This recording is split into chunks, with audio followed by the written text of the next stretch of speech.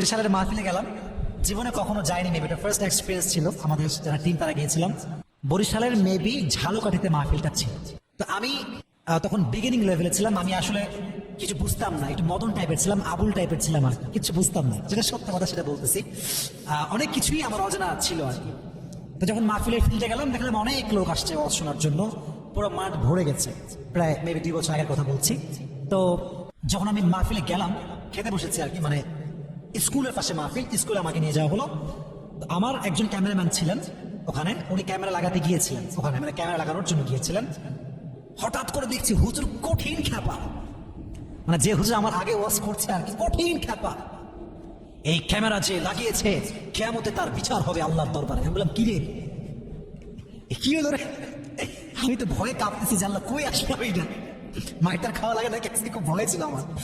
আমি খুব ভয় পাচ্ছি যে আসলে এটা কেমন